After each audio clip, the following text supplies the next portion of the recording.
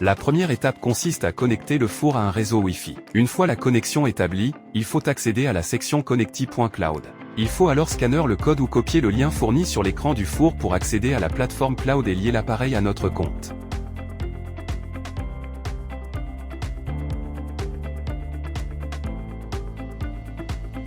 En accédant au lien fourni par l'écran du four, nous accéderons au nuage. Nous devrons sélectionner le type d'association. Utilisateur propriétaire. Il s'agit de l'utilisateur principal qui a le contrôle et la responsabilité des autres utilisateurs qui ont accès à leurs appareils par l'intermédiaire de connecti.cloud. Il n'est possible d'établir qu'un seul utilisateur propriétaire par appareil et il sera le seul à pouvoir autoriser à distance les autres utilisateurs à accéder à l'appareil ou à révoquer cette autorisation.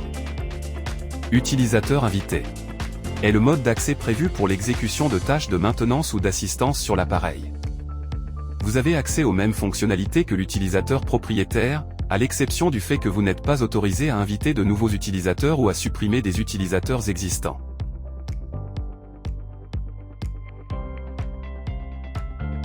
Afin d'accéder à toutes les fonctionnalités offertes par le système Synfast Oven Cloud, vous devez créer un compte sur la plateforme connecti.cloud. Nous devrons insérer un nom d'utilisateur, un compte email et un mot de passe pour pouvoir créer notre compte. Nous devons maintenant lire et accepter les conditions générales et la politique de confidentialité avant de confirmer les données.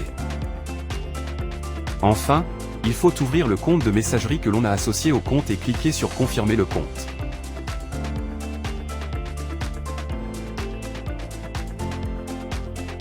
Pour se connecter au compte, il faut introduire le nom d'utilisateur établi lors de la création du compte et le mot de passe. Par défaut, l'écran de la liste des équipements apparaîtra, dans lequel figureront tous les fours STFast associés au compte.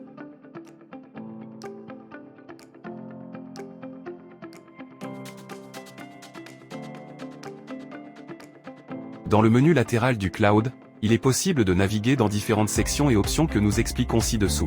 Appareils marqués, les appareils classés dans les listes de favoris apparaissent. Appareils, les appareils associés au compte, la carte avec l'emplacement de chaque appareil et la gestion des appareils favoris apparaissent.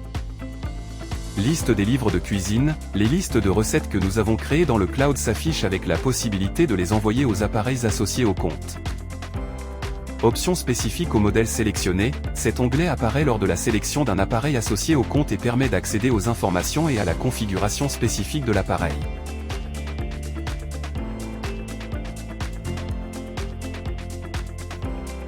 En cliquant sur les appareils marqués, les listes d'appareils favoris que nous avons créés s'afficheront.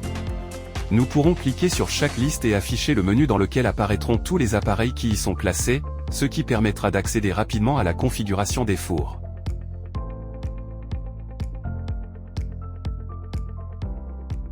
En cliquant sur les appareils, les sous-menus suivants s'afficheront, Liste, Carte et gestion des appareils favoris. Le sous-menu Liste fournit des informations sur tous les fours associés au compte. Le sous-menu Carte représente la géolocalisation de chacun des fours associés au compte. Il est particulièrement utile pour planifier les cycles d'entretien. Le sous-menu Gérer les appareils favoris permet de créer un groupe de fours et de le gérer en fonction des besoins de l'utilisateur. Pour créer un groupe, il faut lui donner un nom et cliquer sur Créer groupe. Dans Modifier groupe, on peut ajouter des appareils à la liste. Dans l'ordre des groupes d'appareils, nous pouvons établir l'ordre dans lequel les groupes apparaîtront dans le sous-menu latéral des appareils marqués. L'option Supprimer un groupe permet de supprimer les groupes d'appareils que l'on a créés.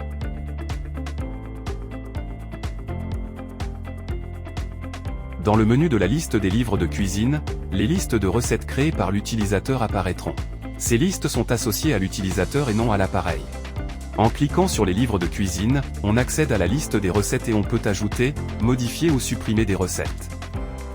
En cliquant sur le nouveau livre de cuisine, nous créerons un nouveau livre de cuisine qui sera associé au nouveau compte de l'utilisateur. Nous devrons donner un nom au nouveau livre de cuisine et sélectionner le groupe de compatibilité. Cliquez ensuite sur Enregistrer le livre de cuisine. Pour modifier le livre de cuisine créé, revenez au menu de la liste des livres de cuisine et sélectionnez le livre de cuisine créé. Cliquez sur Nouvelle recette pour ajouter et configurer une nouvelle recette. Dans le menu de configuration de la recette, nous pouvons donner un nom à la recette. Rédiger une description de la recette. Classer la recette dans l'une des 6 catégories disponibles. Ou encore définir une image ou une icône de la recette. Il faut maintenant sélectionner les paramètres spécifiques à la cuisson d'une recette. Mode de cuisson, température de cuisson, vitesse du ventilateur, le temps de cuisson, et la puissance du micro-ondes. Nous pouvons également ajouter des phases de cuisson. Et nous pouvons ajouter des messages au début de chaque phase qui apparaîtront sur l'écran du four sous la forme d'une notification ou d'une instruction. Cliquez ensuite sur Enregistrer la recette pour enregistrer la recette dans la liste sélectionnée. Dans le menu de la liste des recettes, vous pouvez également envoyer les recettes vers d'autres livres de cuisine. Exporter les recettes sélectionnées. Importer des recettes dans le livre de cuisine à partir de n'importe quel appareil associé au compte. Pour supprimer des recettes, cliquez sur l'icône de suppression. Enfin, nous pourrons envoyer les livres de cuisine créés aux fours associés au compte.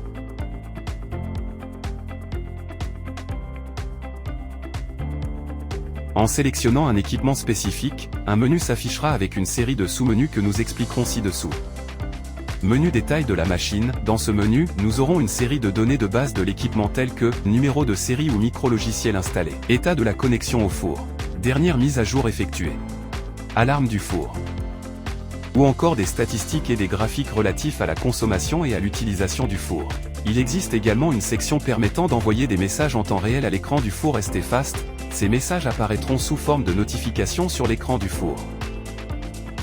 Enfin, nous disposons d'autres données telles que le mode actuel du four, la recette en cours ou la température de consigne. Dans le menu des données de la machine, vous pouvez entrer une description et une adresse de l'emplacement de l'appareil. Dans le menu Journal HACCP, vous pouvez accéder au journal HACCP du four et le télécharger si nécessaire sans avoir à être sur l'appareil, via un périphérique de stockage USB. Dans le menu Mesure, chaque mesure paramétrée du four peut être affichée en temps réel. De plus, un graphique de chaque mesure peut être affiché en cliquant sur l'icône correspondante. Ces mesures sont également classées pour nous aider à les localiser plus facilement. Dans le menu des réglages, on peut accéder à une description des paramètres de la machine qui sont accessibles à l'utilisateur final. Le menu Alarme permet d'accéder à la liste des alarmes en cours et à l'historique des alarmes de l'équipement.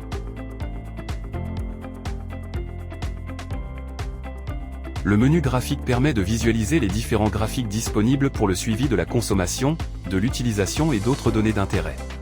Il est également possible de personnaliser n'importe quelle tendance.